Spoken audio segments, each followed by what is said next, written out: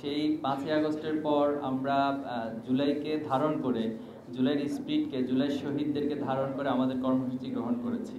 এবং আমাদের প্রত্যেকটা কর্মসূচি শিক্ষার্থী বান্ধব ছিল, শিক্ষার্থীদের আগ্রহের জায়গা তৈরি করেছে। আপনি জানেন যে আমরা ঢাকা সোহরাওয়ার্দী উদ্যানে সায়েন্স ফেস্ট আয়োজন করেছিলাম, এবং মজার বিষয়, একটা মজার তথ্য হলো সেই সায়েন্স ফেস্টে যে চ্যাম্পিয়ন হয়েছিল সে কিছুদিন আগে ইউএসএ থেকে একটা ওয়ার্ল্ড কম্পিটিশনে থার্ড হয়েছে। তো এই যে শিক্ষার্থীদের মাঝে আমাদের আয়োজনগুলোর মধ্য দিয়ে একটা শিক্ষা বান্ধব মেধার চর্চার একটা যথেষ্ট সুযোগ তৈরি হচ্ছে।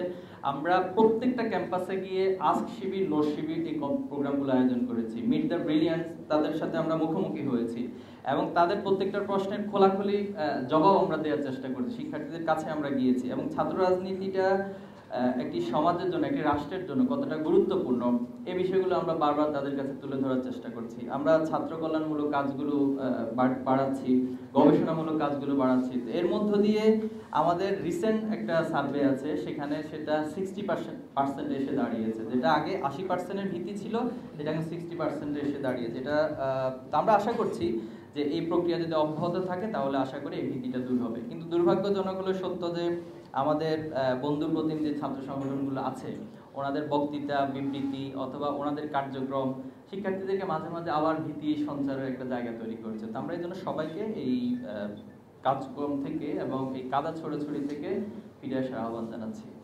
আর নতুন করে আপনি যেটি বলেছেন যে আসলে দেখুন আমাদের যেটা হচ্ছে একটা কালচার, যে একটা সংবাদ সম্মেলন হোক অথবা একটা বক্তৃতা বিবৃতি হোক, প্রতিপক্ষকে গায়েল করে কত বেশি বক্তব্য দেওয়া যায়। এখন আমি 5 মিনিট বক্তব্য দিব, 4 মিনিটে হচ্ছে প্রতিপক্ষকে গায়েল করে বক্তব্য দেওয়ার একটা প্রবণতা। এটা তো বিগত সময়ে ছিল, ফ্যাসিবাদের সময় ছিল। এখন যাদের নিজস্ব কোনো আসলে এজেন্ডা থাকে না, যাদের নিজস্ব কোনো দলীয় কর্মসূচি থাকে না, উপস্থাপনের মতো সক্ষমতা থাকে না, তো তাদের কাজই করতে হবে যে প্রতিপক্ষকে বারবার হচ্ছে বিভিন্ন ট্যাগ দেওয়া, বিভিন্ন তাদের উপরে প্রোপাগান্ডা চালানো, মিথ্যাচার করা। তো এই জায়গাটা আমি মনে করি সংস্কৃতি পরিবর্তন হওয়া দরকার। কারণ আবু সাইদ, মুগ্ধ তারা জীবন এজন্য দেয়নি যে আগের কালচার, আগের সংস্কৃতি সবকিছু থাকবে। আর সবচেয়ে বড় কথা হচ্ছে সাধারণ শিক্ষার্থীরা কি বলছে, তারা কি ভাবছে, আপনারা তাদের কাছে যান। আমরা এখানে সকল সাংবাদিক অনুরোধ করব, আপনারা সাধারণ শিক্ষার্থীদের কাছে গিয়ে তাদের মতামতগুলো নেন। তারা কেমন ছাত্র রাজনীতি চায়, তারা ছাত্র সংসদ নির্বাচন নিয়ে কি ভাবছে, তারা শিবির নিয়ে কি ভাবছে, তারা অন্যান্য দল নিয়ে কি ভাবছে। তাহলে আমার মনে হয় সেটা রিফ্লেকশনটাই জাতির জন্য ভালো হবে।